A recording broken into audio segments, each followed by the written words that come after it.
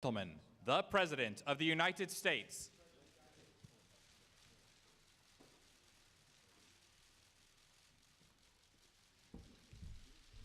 So if we don't change, we can't expect a different result. And that's why I think this is so important, not only for those families out there who are struggling and who need some protection from abuses in the insurance industry or need some protection from skyrocketing costs, but it's also important for our economy. Amid the worst recession in half a century, we were losing an average of 7. If we had done nothing, if you had the same old budget as opposed to the changes we made in our budget, you'd have a $9.3 trillion deficit over the next 10 years. Because of the changes we've made, it's going to be $7.1 trillion. Now that's not good, but it's $2.2 trillion less than it would have been if we had the same policies in place when we came in. There's been talk about making that basically only apply to families whose joint income is $1 million.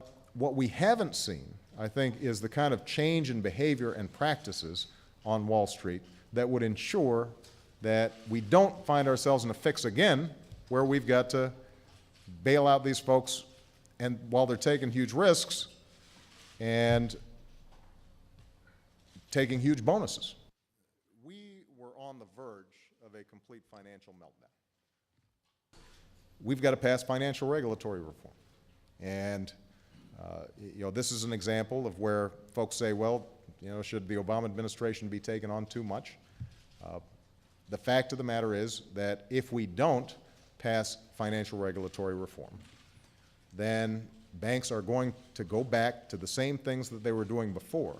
In some ways, it could be worse because now they know that the federal government may think that they're too big to fail, and so if they're unconstrained, they could take even more risks. It meets my principle that it's not being shouldered by families.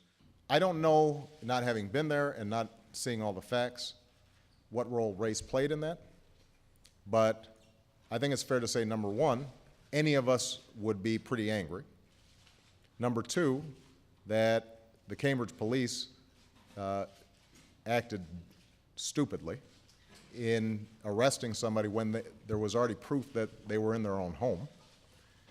And number three, what I think we know separate and apart from this incident is that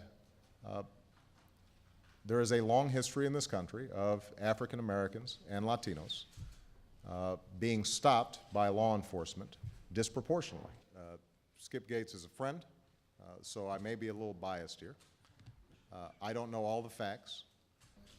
That is a sign, an example of how, race remains a factor in the society.